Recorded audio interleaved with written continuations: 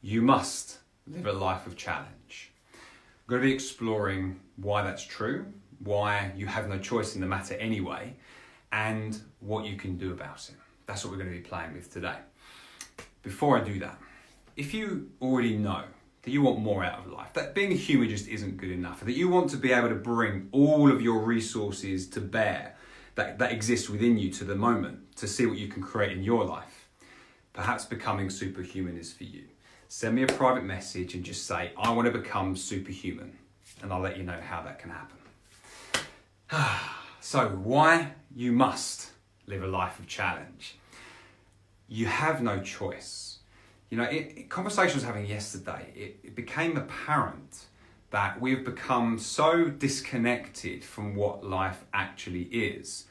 We exist within these bubbles, and it surprises us when people act in extreme ways. It's like when people suddenly explode and start shouting, or more violent things happen, people are they're confused by it. Like, this shouldn't be happening. And the truth is, it's almost more surprising that it doesn't happen more. We live in a very challenging world where we all know from a very young age we're not going to live at some point we come to an end. There are so many ways that we can get injured and we can get killed. We are fragile beings. And yet, in this little bubble, we go to work, we come home, and then something bad happens, we're shocked. And it's like, how could this happen? It's like, have you been paying attention to anything that's been going on? Have you even noticed the fragility and beauty that this life is? And because of that, and because people can get negative with it, and there's no need to do that. It's just be aware of the conditions of existence that is there.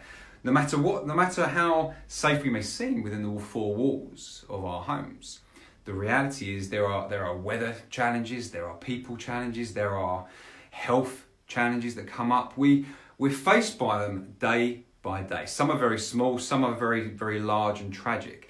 Thankfully, a lot of us don't experience those on a regular basis, but they're there. They're inescapable. You cannot get to the end of your life without experiencing extreme challenges. So they're there. Life is full of it. Now, when it comes to handling those things, a lot of the problems that I've noticed in my work as a professional life coach is most people there's a lot of problems where they don't think they can. It's like it can be too much. It's overwhelming. There's no such thing, by the way.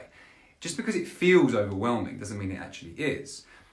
And this is why it's so important to not just wait for the challenging in life to come at you because you are unprepared for life. Life is, at its very core, it's like a stimulus response thing.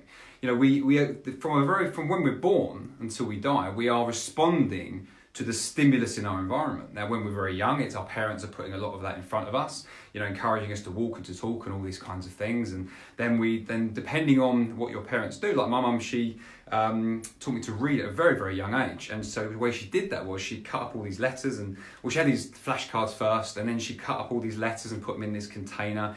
It must have taken her weeks to make. It was an immense thing. We put sentences together. So she created the stimulus by which I learned to read to a higher level at a very young age. That's what she did for me.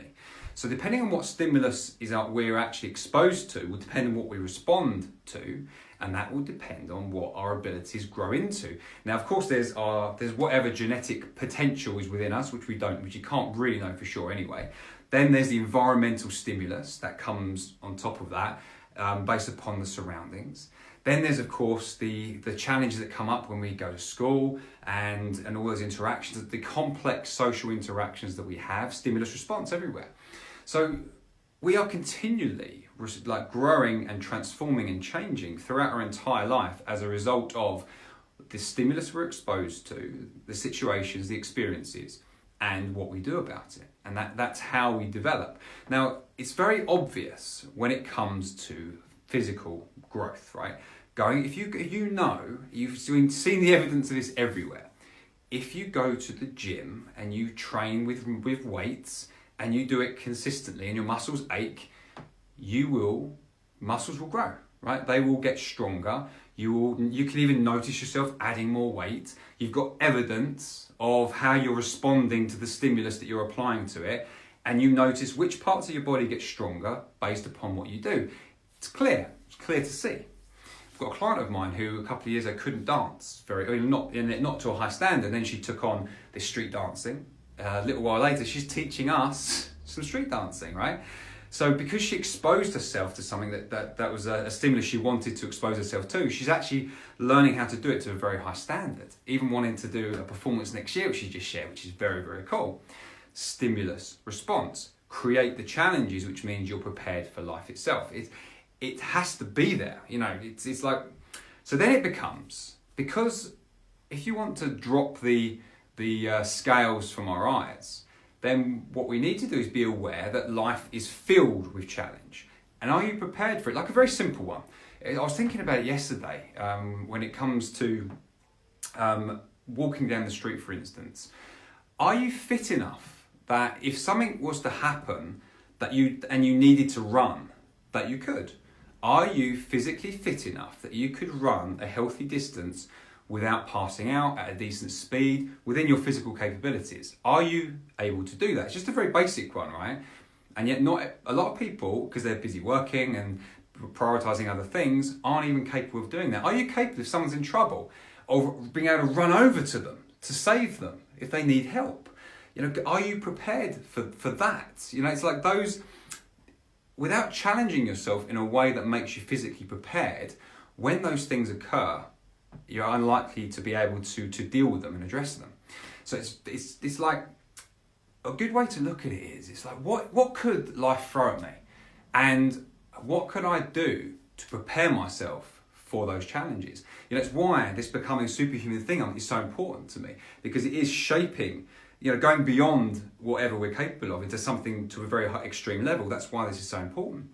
So, and it goes beyond the physicality, of course, and goes beyond even the potential tragedies that occur.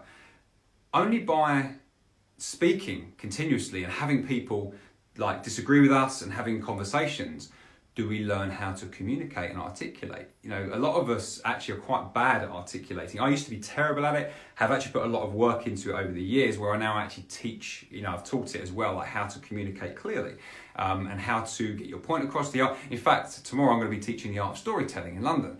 So it's like the ability to communicate and to articulate your thoughts and feelings, your experiences to another human being.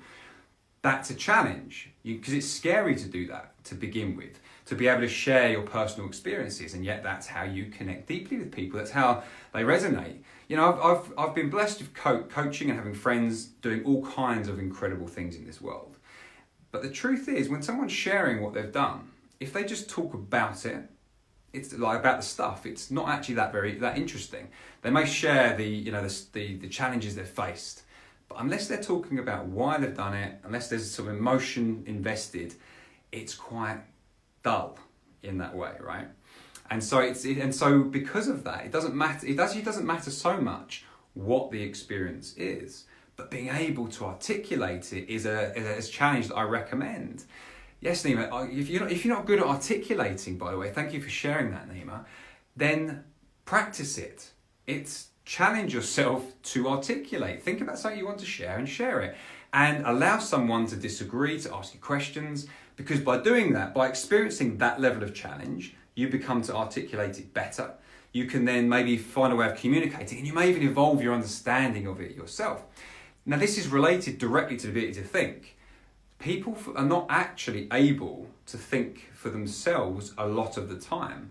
And that's not because they're incapable of doing so, but it's because they're not practiced at it. So what tends to happen is a lot of the thoughts and the feelings and experiences and things that have come from other people or come from the past cycle up here, and they're not actually unique thoughts coming out. You'll get this a lot. We will do it. There will be catchphrases, things that you say that many other people have said before, right? And what's happening there is you're going into unconsciousness and just repeating something. It's not unique and individual in the way that it's shared. And so it's a real ongoing lifetime practice to be able to even think clearly, to decide what is your opinion as opposed to what someone else's you've taken on. And the way to do that as well is by articulating it. It's really great. If you believe something, share it with someone. Get them to challenge you on it and find out how deep do you understand that? Do you truly believe it, or have you taken on someone else's belief? You don't even know that unless you're exploring it with someone. You know, I remember hearing a concept years ago that we are dialogical beings, that we create through dialogue. You know, everything that's around us has been created essentially by someone having an idea, then creating it, and then obviously having to interact with other people to share their idea to bring it into being. It's very few people who are able to have an imagination and create it from scratch all by themselves without actually having some interaction, right? So it's this stimulus response, the interaction, the challenge of speaking and sharing consistently is a vital part of being an individual. Uniqueness, you know, having your thoughts, your opinions, and actually for yourself, even knowing what they are. That can be very challenging. And in fact, you'll find this in conversations when you hold back. You know, there'll be something you want to share, but you don't because maybe you're scared of how people will respond. Well, the way to do that, to prepare yourself to be able to share the things that matter to you, is to do it. It's one of those things, you deliberately create the challenge for yourself that leads you to be able to handle the challenges that will inevitably come. And then, of course, it goes to a very important place. So where this showed up for me years ago, actually, was when my father was in hospital a lot. And because of I wanted the best for him, I had to get very good at understanding what was going on for his Parkinson's, you know, and the way that obviously working, caring for him, I had to deeply understand what the medications were, why they worked, how to navigate his physicality and all these kind of things. And then speaking to the doctors and the nurses in the hospital, they would often have different ideas because of the nature of their busyness and they can't really give attention to a single human being. If he stayed in, they would adjust the times for them because it would work better. That's unacceptable when you've got Parkinson's, at least with my dad's medication, because the timing is vital for the amount of dopamine in the brain and how the fluidity of his movements and thought. Without it, he'd get very stressed, get agitated. It would be quite a damaging thing for him to miss his medication if he didn't have it within 4 hours.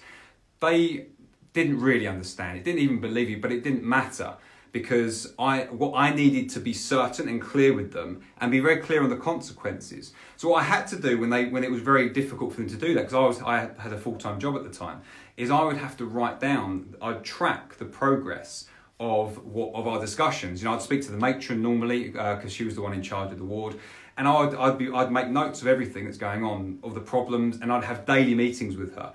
And we managed to get it better and better and better, until it was as best as it could be, you know, within the realm. So it worked as best it could for them, but best for my father. And that's the important thing of learning to articulate. You may need to do this for someone that you love, and you may need to do this for yourself. But if you haven't practiced it, if you haven't challenged yourself enough to be able to articulate your thoughts and opinions, and there's someone who's an expert seemingly, they may shut you down, and that may cause damage to you or someone you care about. But of course, hopefully that won't happen to you, at least not in the short term, but at some point in your life it will. And what we're doing is, if you don't challenge yourself in that way, you're giving over your sovereignty, your individuality, your health, your life to strangers who do not have your interests at heart in the same way that you do and the people you love do. Their priorities are to more people, and they're doing the best they can with what they've got, and it isn't good enough. It rarely is. And so you cannot give up that for yourself or those you love. And so a way to do that is to challenge yourself, and you can do that every day. This is the beautiful thing about this. It's important to have consistent challenges on a regular basis, like daily, really. Have consistent challenges, so there's small incremental challenges, so you train yourself to be able to articulate, to be able to think, to be able to do the things that are important to you. And then every now and then you need to have a big one. It's like a test, you know, it's like you're studying for a test almost. So you have a series of small challenges that incrementally build your muscle, you know, your psychological, emotional, physical muscles. You challenge them over time, so you get a certain level of fitness in your being.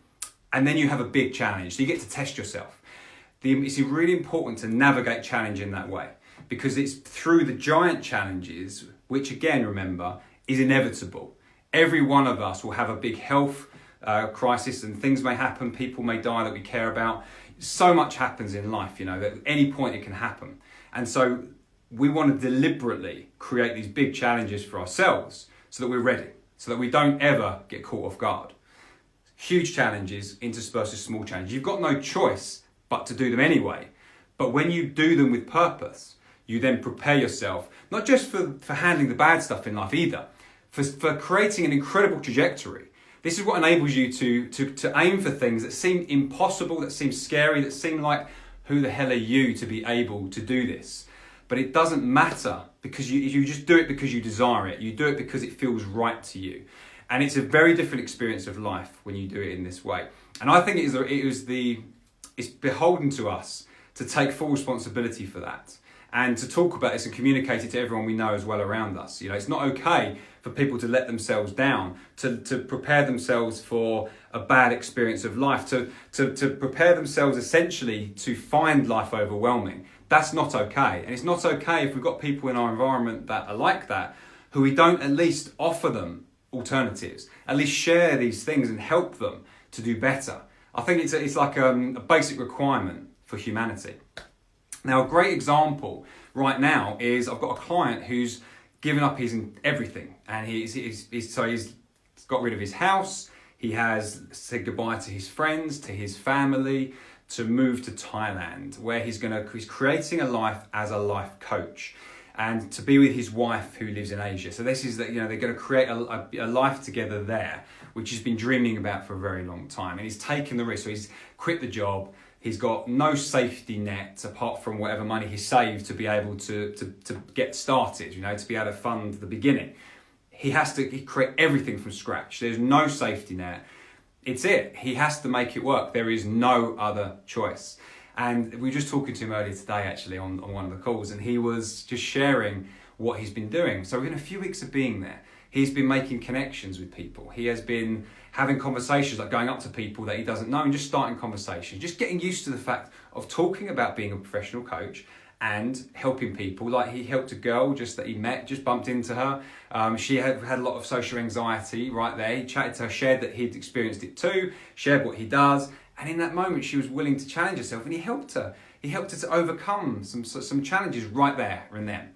And other things, like he's actually, this is very, very cool. He's actually just got his first paid gig, which is to stay in this resort, to be able to contribute and do workshops and life coaching as part of this resort thing they've got going on for a week, right?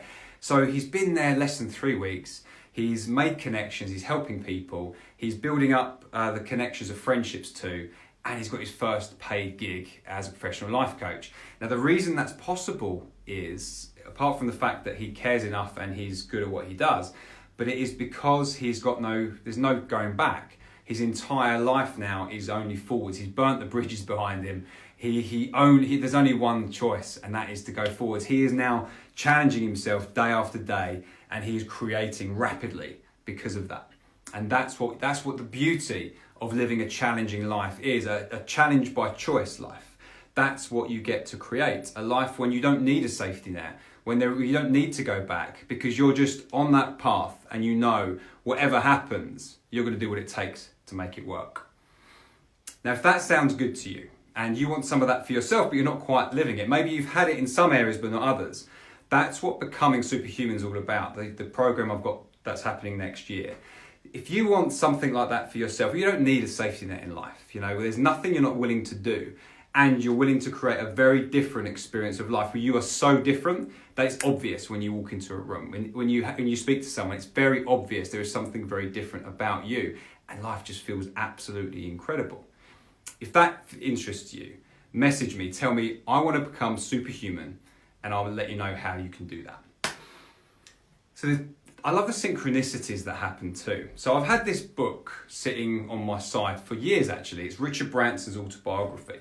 And I've sitting there, I meant to look at it but never have. Picked it up the other day when I was going to go stay at a friend's place. It's interesting because, of course, everything I've been doing, I've kind of stopped. Lots of the work I was doing in the past, I've stopped, and now I'm focusing more on this. And I'm focusing a lot on this, why a challenge-driven life is so important. So reading this book, right, one of the first things he shares in it is how he's growing up. And this is what he shared.